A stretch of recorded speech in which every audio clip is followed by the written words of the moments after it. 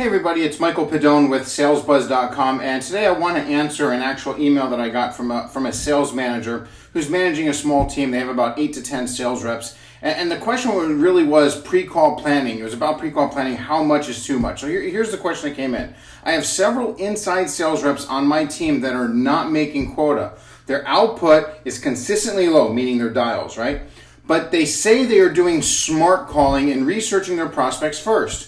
My question is this: how much do you really need to know before making a sales call? I think this is a great question because here's the thing. The biggest problem is this: they aren't hitting their numbers. If they were making sales quota, I could care less how many dials are being made. But since the primary reason they are employed is as an inside sales rep is to make quota, and that's not happening, something's got to change. So too often inside sales reps, they hide behind pre-call planning research to mask their fear of picking up the phone.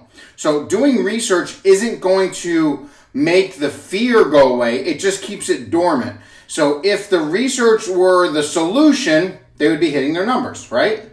So here's the thing. I've seen sales advice that promotes learning where your prospects went to school, right? You research, find out where they went to school, how to snoop their Facebook page, learn something personal about them, etc. This has never made much sense to me at all. And here's the reason why. First of all, my prospects aren't looking for new friends. Okay? They're just not. The only way I'm going to earn their business is to help them get something that they want, avoid something that they don't want, or both, and be able to do it better, faster, and less expensive than the competition, or be worth the price that I'm asking if I'm higher. So for that to happen, I don't need to know about their personal life. I need to know my target audience's profile. What makes your best clients your best clients? That's what you need to know. What specifics do they have to have that would pre-qualify them as a suspect?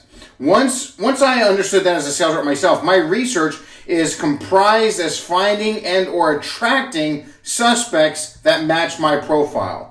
So just know this: every business has a profile of what their best prospects or clients' characteristics are. Once you know that, the research then focuses on, does this lead match the profile of our best clients? And when you know what your best clients' characteristics look like, the research you can do can be done in 2 minutes or less to confirm or deny if they match, allowing you to have way more time in the day to have meaningful, engaging conversations with your top prospects. I hope this helps.